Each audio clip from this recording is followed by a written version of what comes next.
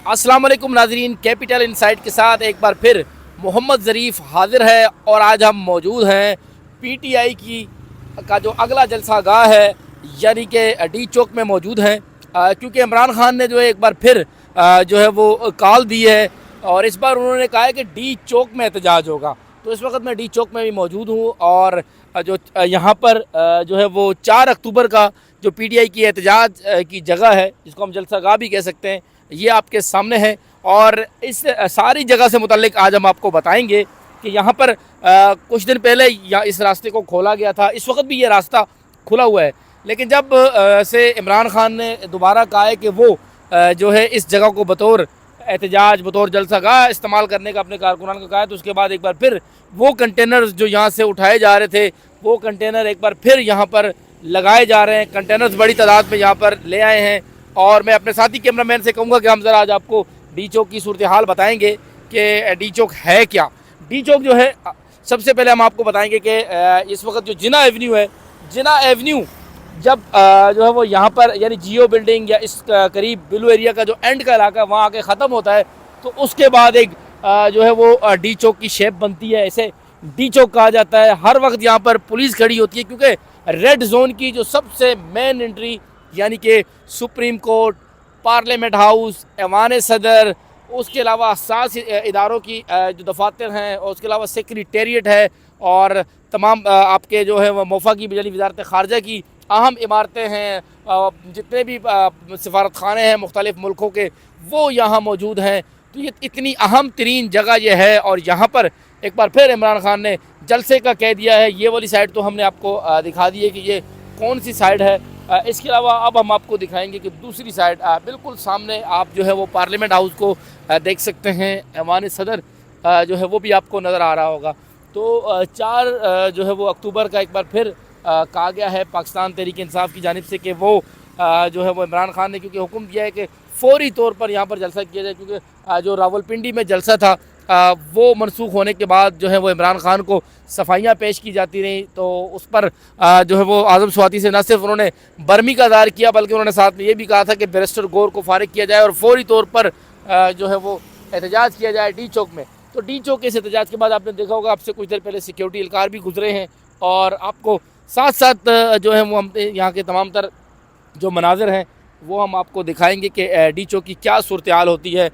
इस वक्त डी चौक खुला हुआ ज़रूर है, हम आपको बता रहे हैं। आप देख सकते हैं कि इस वक्त डी चौक जो है वो खुला हुआ है और इस्लामाबाद के जो रहायशी हैं उन्हें ख़ासी आसानी होती है। जब भी डी चौक जो खुला होता है तो उन्हें ख़ासी आसानी होती है, लेकिन जैसे ही जो है वो डी चौक जो है वो बंद होता है तो इस्लामाबाद के शहरियों को ख़ासी मुश्किलात का सामना करना पड़ता है। ये आप देख सकते हैं ट्रैफिक हर जानिब से जो है वो यहाँ पर आ रही है और कंटेनर भी आपको आप पीछे नज़र आ रहे होंगे और ये गाड़ियाँ भी आप देख सकते हैं। सिक्योरिटी एहलकार यहाँ पर मौजूद हैं और ये इस्लामाबाद का जो डी चौक है ये आपके सामने है। और क्योंकि हमने आपको कहा था कि हम डी चौक से ही आपको जो है वो लाइव दिखाएंगे, तो आज हम डी चौक यहाँ पर पहुँचे हैं और बराह रास्त ये जो है डी चौक के मनाज़िर हैं यहाँ पर, क्योंकि पाकिस्तान तहरीक इंसाफ जो है वो 4 अक्टूबर को एक बार फिर यहाँ पर एहतजाज करने जा रही है। तो ये आप देख सकते हैं और इस वक्त राना उस्मान जो है मज़ीद आपको वो बताएंगे, अपडेट करेंगे। राना उस्मान आप बताइएगा।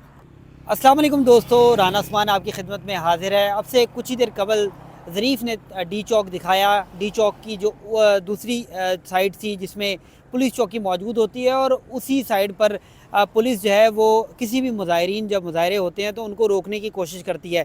इस वक्त मैं डी चौक के दूसरी साइड पर हूँ। जैसे कि मेरे अकब में आप देख रहे होंगे पार्लियामेंट हाउस के साथ सुप्रीम कोर्ट ऑफ पाकिस्तान, इसके अलावा सदर हाउस, इसके अलावा जो है पब्लिक सेक्रेटेरिएट और दीगर अहम इमारत जो हैं वो मौजूद है। अगर आप डी चौक से कुछ ही फासले पर पहुंच जाते हैं या फिर मुज़ाहिरीन डी चौक तक पहुंच जाते हैं, क्योंकि पहले तो कोशिश होगी इस्लामाबाद पुलिस की, क्योंकि रेंजर भी लगाई जाएगी, आज भी मियाँ वाली में रेंजर लगाई गई है। और अगर मुज़ाहिरीन तहरीक इंसाफ के कारकुन डी चौक तक पहुँच गए और उन्होंने कोशिश की कि वो आगे आएँ और एहतजाज करें, तो फिर जो है वो हालात गमगीर हो सकते हैं, क्योंकि उन मुज़ाहिरीन में शरपसंद भी हो सकते हैं, कुछ ऐसे लोग भी हो सकते हैं जो इंतशार फैलाना चाहें और वो सरकारी इमारत और इसमें जो अहम दस्तावेज़ात है उनको भी नुकसान पहुंचा सकते हैं।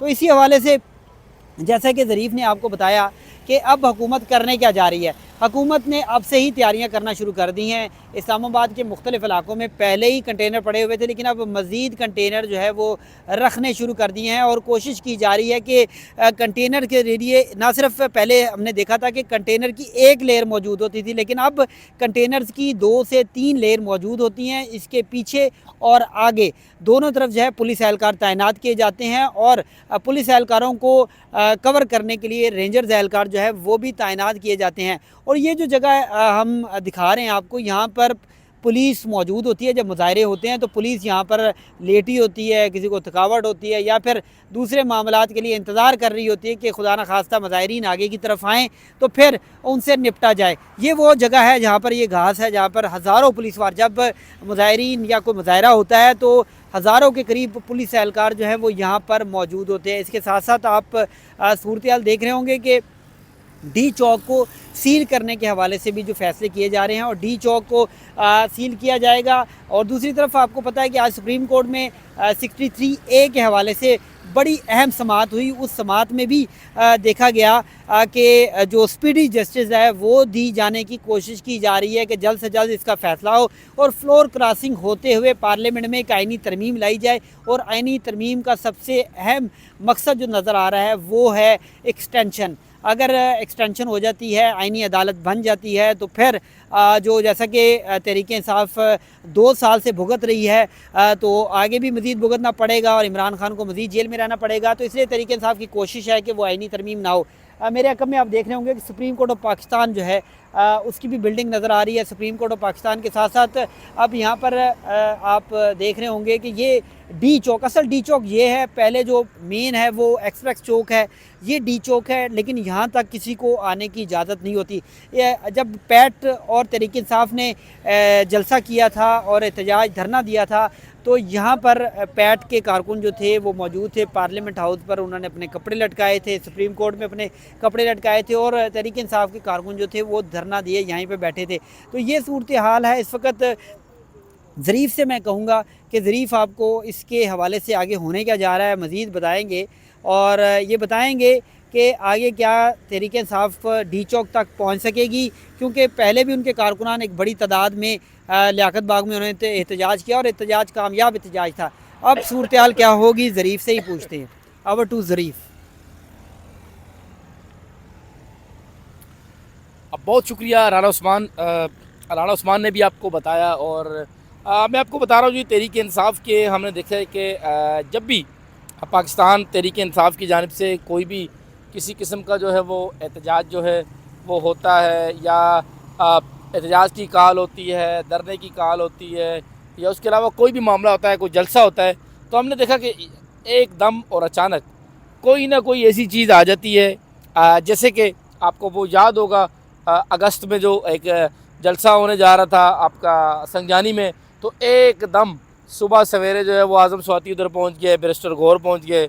अब जब यहाँ पर जो है वो KPK के जो वज़ीर आला हैं वो आ रहे थे तो उन्होंने कहा कि जी यकदम पार्टी के जो बैरिस्टर गौर है, चेयरमैन है, उनके अहकामात और दीगर लोगों के अहकामात आ गए कि आपने इसे हट जाना है।